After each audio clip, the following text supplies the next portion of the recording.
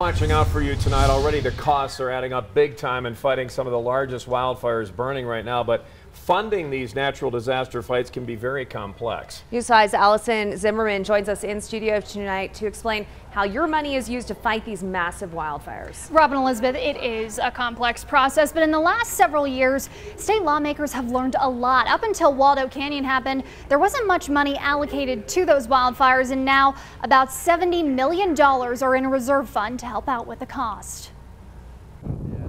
As flames rip through parts of southern Colorado, it's heartbreaking. Firefighters are working tirelessly on the ground and in the air to try and get everything taken care of quickly. It's all hands on deck and everybody's here.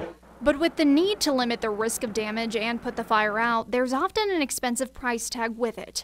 There's really misperceptions as to what FEMA will pay for. But according to State Senator Kent Lambert, who sits on the state's budget committee, the state's come a long way in making sure that money can get to places when disaster strikes. We have made very, very significant changes in how the state fights fires and how we fund the firefighting efforts. State leaders have made a lot of structural changes in the last several years. A big part of that, creating a reserve fund for these types of emergencies.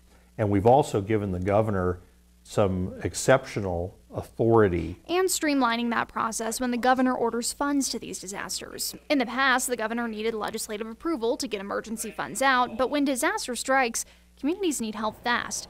It's the responsibility of the budget committee to make sure whatever money goes out is accounted for. What we do right now is to support the first responders. With big fires like the Spring Creek fire in Costilla and Huerfano counties, millions of dollars in state money could be going to take care of the firefighting and the damage. In some cases, the federal government does come in when you have a declared disaster emergency like this, and but we can't always rely on them for, the personal damage. And FEMA funds generally don't cover private property, and it's not always a guarantee federal money will come into the state. But if it does trickle in later, then those state funds can go back into the reserve for future disasters.